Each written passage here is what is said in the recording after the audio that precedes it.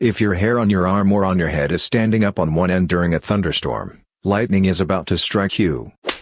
What is a fact that could possibly save your life?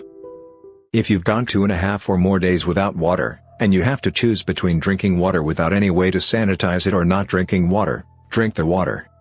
If you don't, you'll definitely die soon. Most of the diseases you can get from bad water take a couple days to set in, which gives you more time to find help. If you encounter a mountain lion, do not turn your back on it. Walk backwards. Cats are ambush predators. They don't want to fight you head-on and will wait for you to turn around to attack. There are videos showing this behavior with tigers at the zoo. People will sit in front of the enclosure, and as soon as they turn their back to the cat, the tiger goes into stalk mode. They turn around to face the tiger, and the tiger goes out of stalk mode. 3 minutes without air. 3 days without water. 3 weeks without food. Lock your doors at night. If you've been stabbed and the weapon is left in your body, do not remove it. Same goes for any serious penetrating injury, don't pull whatever it is out. And to further convince you to lock your doors, there was once a serial killer that would let himself into people's homes at night and kill them because he thought an unlocked door was an invitation. There's also the recent story of the lady who went into an apartment she thought was hers and shot a dude just chilling on the couch because she thought he was an intruder. A tragic death, but could have been avoided with a locked door. Close your bedroom door at night. The amount of damage done to a room with a closed door by a fire is significantly less than one with an open door. You may have a chance to escape. Let me piggyback on this. If you are trying to escape a burning building and are about to open a closed door, be wary that there may be fire built up and trapped on the other side waiting for an opening to burst to the next room. If the door opens inwards, towards you, stand aside while opening the door, using the door as a shield, so the built-up fire doesn't blast you. Learn to swim. You don't have to be Michael Phelps racing a shark. Just learn the basics. And learn to recognize the signs of distress in water and use the buddy system in water over your head. My brother was a Marine. He drowned in a popular swimming hole because no one realized he was having trouble and they were too far away once he went under. Real drowning doesn't look like the movies. Humans have an instinctive drowning response that prevents them from shouting or waving. They spread out their arms straight at the surface of the water and gasp for air when their mouth bobs above the surface. But they can't get enough air to keep going this way. If a friend of yours has fallen through ice into a frozen body of water and you would like to save them, lie down on the ice and crawl out to them. Do not walk out to them standing up. This maximizes your surface area and lessens the likelihood that you will fall through the ice as well, getting you both messed up. If you are the one to fall through the ice, the first thing to do is to calm down and fight the effects of shock by taking deep breaths. You will do no good spazzing out and hyperventilating. After calming down, the next step is to army crawl on the ice. Do not try to lift yourself up on the nearest ice because this will make that ice also fail. Once army crawling on the ice, bring your legs parallel to the surface of the water and kick hard and fast, pushing yourself onto the ice. This is to minimize stress on the ice by maximizing surface area. Actual fire spreads shockingly fast. We all like to play what's the one thing you'd grab if your house was on fire? But the real right answer is that if it's not alive, you should leave it and get the hell out. People tend to imagine a fire burning on the floor in a corner somewhere, but the reality is often that it's running across the ceiling and circling around the walls. Just get out. Fast. Face, arms, speech, time. It's a way to spot a stroke. Face, if you've got an uneven smile or a part of your face is drooping. Arms, if you raise your arms and one of them slumps or can't be raised as high. Speech, slurred or unintelligible speech. Time is of the essence. Call 911 immediately. If you're at a bar or club and some a-hole antagonizes you, don't let your ego get involved. Seen so many people get hurt when they could just walk away. Funny thing is most people think fighting back will defend their pride, but to me and a lot of other people you just look insecure. Be the cool guy who just laughs it off. Yours sincerely, former bartender. Someone replied, the other day I was walking my dog and was slightly walking on the bicycle lane, since hardly any cyclists are using it in the first place. Cyclist approached from behind and it was clear from the start, this guy was looking for trouble. So he keeps circling around me with his bike and screaming insults at me, telling me how he gonna mess me up, what a retard I would be and the like. You get the picture. Feeling somewhat secure since my mean-looking 30 kilograms lab pit mix was with me, who loves people, but it's not like people know that. I first tell him to bugger off, but he keeps following me around. At this point I get a bit nervous since I have honestly no idea what to do to get rid of this guy again. So I look at him and ask him, "Had a bad day, mate?" "Who?" And he then instantly is giving me a super angry face, but the next second he opens up, like, what the hell? Telling me about his problems in his relationship and how his wife pissed him off that day and so on, so he slowly is biking next to me, telling me about his problems.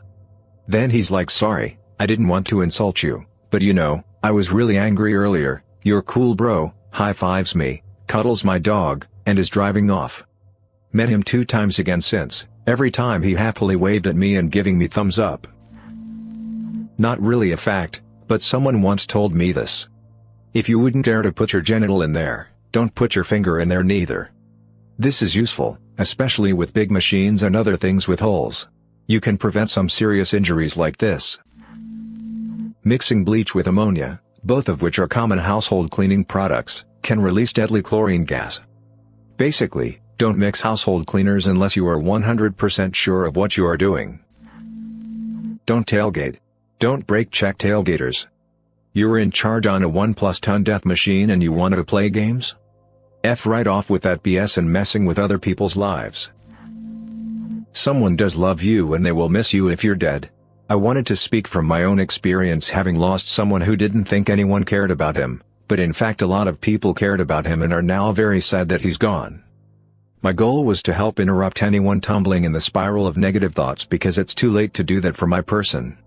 For those folks who commented saying they are alone, I want to say that although we have never met, I love you.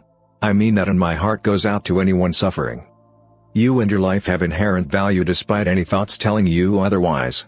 Life is hard, but we are here, so might as well make the most of it. Assume other drivers will do the dumbest thing possible and try to have a contingency plan. For example, riding motorcycles on the highway, I try to adjust speed, so there's a gap between cars to one side of me. So if the car to the other side changes lanes into me, I have a safe spot to duck into. If someone is trying to abduct you and fighting back or yelling for help doesn't work, then pretend to faint, or vomit on them. If those tactics don't work, then take the chance of getting stabbed or shot to escape. Once you get in the vehicle with an abductor, your odds of surviving are less than if injured in public. If you ever come into contact with a gorilla, especially a male, stay low and quiet, and no sudden moves. Don't look them in the eyes either. They take loud noises and movement as a challenge and they'll crush you like a soda can. If someone is holding you at gunpoint, make eye contact, say, "You don't have to do this," humanize this person, as if they will have feelings and be vulnerable, use that to your advantage. Eye contact will form a connection, they will be less likely to kill you. The same strategy applies to serial killers that intend to kill you. You basically have 3 minutes to humanize yourself. Make eye contact, tell them about your kids, even if you don't have any, tell them about taking care of your elderly parents, tell them how much you love your spouse, anything to evoke an emotional response from them. Brown, grizzly bears are an absolute unit, and you won't win a fight with one, so your best bet is to play dead. Black bears generally don't want to fight and are timid. If you come across one, make yourself big and make lots of noise and you should scare it off. They're not too big too, so you should be able to defend yourself. White, polar bears are known to hunt humans, and are the largest of all bears. If one's coming after you, you're in trouble unless you have a gun. If you happen to someday find yourself on a sinking boat, and it goes underwater and you're somehow able to get free, beware. Once the air neutralizes, if you're far down enough, water pressure will kill you, and collapse your lungs. To avoid this, scream all the way to the top. No joke? While you swim up, scream. It'll keep the pressure from killing you. Don't be too proud to ask for help. Life has this odd habit of throwing us curveballs every now and then. It can be difficult to overcome it on your own. So don't be alone. Open up. Confide in people you trust. Seek professional help. And be patient. It takes time. Just don't keep it all in you and fight it alone. That's a recipe for real damage to your mental health and happiness. If your hair on your arm or on your head is standing up on one end during a thunderstorm, lightning is about to strike you. If there is not a building or a car nearby, crouch down immediately. This forces lightning to find the next shortest distance possible it can strike, since lightning strikes the tallest thing in its area. In an emergency situation, if you need help for yourself or someone else, don't just yell help or call 911. Use specifics. Instead say something like, "You in the blue shirt, help." Unless called out personally, people have a tendency to walk on by, assuming someone else will help. Using a personal detail gets them involved. If your car is submerged in water, you won't be able to open the door against the weight of the water on the outside pushing it closed. If the car is completely filled with water though, the pressure on either side is equal and the door can be opened. That's the worst case scenario, though, and that should be the last thing you try. The first thing to try to do is roll up, or smash, the windows and jump out. You have less than a minute to do this. Do not waste any precious time calling 911 until you get the hell out of that car. If you ever find yourself caught in a riptide, swim parallel to the shoreline until you get out of the riptide. Swimming directly back to the shore while caught in one won't get you anywhere and it'll only exhaust you, making it extremely dangerous to do so. If you find yourself peeing a lot, I mean just an inordinate amount. You find yourself tired, thirsty, and hungry all the time. You find yourself paradoxically losing weight? Diabetes. Every head injury, no matter how minor, has the potential to be fatal. Always treat a firearm as if it is loaded. If you are unfamiliar with the weapon and you must move it, point the barrel down at the ground. Keep it away from your feet and keep your finger off the trigger. Turn into a skid. This is the way it was taught to me. Turning into a skid means the difference of going into a ditch, and going into a ditch upside down. If you're ever in an active shooter scenario, remember this acronym. A. Avoid. D. Deny. D. Defend. Avoid. This is the most obvious one. Just avoid the shooter if you can, call 911 if it's safe to do so, and run like hell out of where the shooter is. Deny. If you can't escape from the threat, go into a room where you can hide from the threat, make a barrier if the door doesn't have a lock, turn off the lights, and grab something that you can defend yourself with. Defend. When you can't avoid or deny, fight back and defend yourself. The carotid artery. When you see someone whose neck was slashed or cut and is bleeding out profusely, reach for his carotid artery and then pinch it so he'd stop bleeding out. My uncle was saved because of this. Some drunk slashed his neck with a broken bottle. His friend reached for his carotid artery so he stopped bleeding out until they reached the ER. Get proper sleep. You need it in life. Do your best to get more or less the hours you need every night. A bad night will not kill you. However, over a longer period, lack of sleep may cause a series of conditions: heart failure, blood pressure problems, early Alzheimer's, etc. Perhaps it will kill you in traffic due to you being stressed or not focused, or will make you less able to deal with problems in relationships and might lead to depression. You will likely make very bad decisions that could damage you and possibly the people around you for years to come. In the modern world where everyone stares at their phones 24/7, practice situational awareness. Never walk anywhere while on your phone. You become a prime target for muggings and getting yourself hurt. For God's sake, please don't look at your phone while crossing the street. Narrowing your view to a small screen also creates tunnel vision that disables you from reading the body language of suspicious people.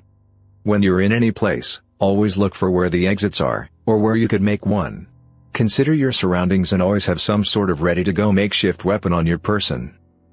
Situational awareness is a huge problem for crime and even school shootings, where people not paying attention could have saved lives if they actually paid attention in their day-to-day activities. A sad but too real example is Columbine High School, where the students killed in the library could have escaped if they actually went through the alternative exits. This is not paranoia, it is you actually paying attention to your surroundings and the people around you. If you're at a bar or club and need to pee, get a new drink when you return. If your drink tastes salty, that means it's spiked. Get a new one and don't leave alone. Don't get into an unlicensed cab. Learn self-defense. Carry pepper spray. This goes for everyone. Also, don't assume someone will step in during an altercation or attack in public. This is the Genovese effect. Named after a Kitty Genovese who was killed while people watched in assumption that another person would step in. Never assume. If you think that the person needs help or that the situation will escalate, step in. Never ever assume someone else will. Thanks for listening to Radio TTS. Hit the subscribe button and activate the notification bell for more life-saving videos. Click the right box for the Reddit Facts playlist. Share your own life-saving facts in the comments below.